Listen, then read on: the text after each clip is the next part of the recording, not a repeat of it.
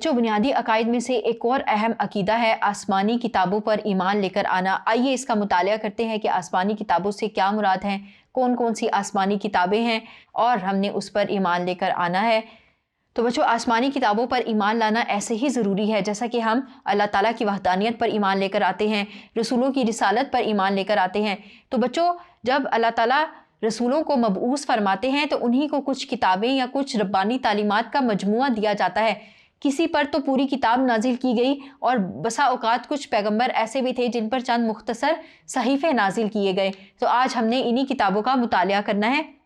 अल्लाह ताला ने कुरान मजीद में फरमाया, वल्लज़ीना युमिनूना बिमा उन्ज़िला इलैका वमा उन्ज़िला मिन क़ब्लिक व बिल आखिरति हुम यूक़िनून।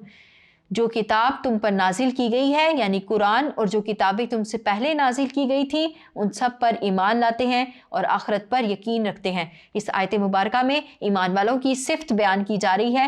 ये वो लोग हैं जो कि रसूलुल्लाह सल्लल्लाहु अलैहि वसल्लम पर नाजिल करदा किताब कुरान मजीद पर भी ईमान लेकर आते हैं और इसके साथ साथ आप सल्लल्लाहु अलैहि वसल्लम से पहले मबूस किए गए पैगंबरों पर भी जो किताबें और सहीफ़े नाजिल किए गए थे उन पर भी ईमान रखते हैं। तो लिहाजा ये हमारे ईमान का एक अहम जुज़्व है।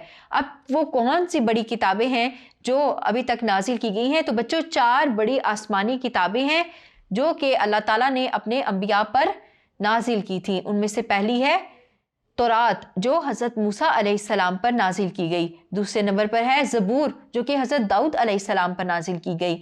तीसरे नंबर पर है इंजील जो कि हज़रत ईसा अलैहिस्सलाम पर नाजिल की गई। और बच्चों, इसी तरह चौथी और आखिरी किताब है कुरान मजीद जो कि अल्लाह ताला ने हज़रत मोहम्मद मुस्तफ़ा सल्लल्लाहु अलैहि वसल्लम पर नाजिल फरमाई थी। अब बच्चों, हज़रत आदम अलैहिस्सलाम से लेकर हज़रत मोहम्मद मुस्तफ़ा सल्लल्लाहु अलैहि वसल्लम तक बहुत सारे पैगंबर गुजरे। उन पर ये 4 किताबें, बड़ी किताबें मुख्तलिफ़ अंबिया पर नाजिल की गई और इसके साथ साथ बहुत से अंबिया ऐसे भी थे जिन पर मुख्तसर सहीफ़े नाजिल किए गए और इसके अलावा अल्लाह ताला की तालीमात उनको किसी न किसी तरीके से पहुँचती नहीं। फिर हुआ कुछ यूँ कि वक्त गुजरने के साथ साथ उन तालीमात में रद्द-बदल होती गई और इन तमाम किताबों में कुछ मुश्तरक बातें भी थीं जिनमें अल्लाह ताला की वहदानियत पर ईमान, उसकी सिफ़ात कामिला पर ईमान, यौम आखिरत पर ईमान, रसूलों पर ईमान, अमाल की जज़ा व सज़ा, यौम आखिरत पर ईमान। तो ये तमाम वो बुनियादी बातें हैं जिनको हमने बुनियादी अकायद कहकर हमने डिस्कस किया, हमने उसका मुतालिया किया। तो ये वो तमाम बुनियादी अकायद हैं जो अल्लाह ताला ने तमाम अंबिया को जिन अकायद के साथ मबऊस फरमाया कि वो ये तमाम पैगामात अल्लाह ताला के बंदों तक पहुँचा दें। तो ये बेसिक बातें थी। इसके साथ साथ कुछ तफसीली कवानीन भी थे।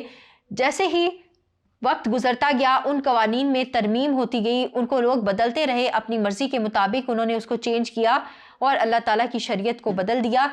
फिर अल्लाह ताला ने कुरान मजीद नाजिल फरमाया और तमाम शरीयतों का निचोड़ एक किताब में रख दिया और पिछली तमाम शरीयतों को मनसूख कर दिया कि अब वो काबिल अमल नहीं रही। अब उन किताबों पर ईमान रखना तो ज़रूरी है लेकिन उन पर अमल करना ज़रूरी नहीं है। रसूलुल्लाह सल्लल्लाहु अलैहि वसल्लम की एक हदीस है कि ना उन बातों की तस्दीक करो और ना उन बातों को झुटलाओ। मुमकिन है कि तुम किसी बात की तस्दीक कर दो और वो गलत हो और मुमकिन है कि तुम किसी बात को झुटला दो और वो मिन जानिब अल्लाह हो और हम इस बात का इदराक नहीं रखते। लिहाजा मुसलमानों को ये चाहिए कि वो इन किताबों के मिन जानिब अल्लाह होने पर तो ईमान रखे, लेकिन अब जो शरीयत और कानून जिस चीज़ के ज़रिए वज़ा किया जाएगा वो सिर्फ़ कुरान मजीद है, अल्लाह ताला की आखिरी किताब है।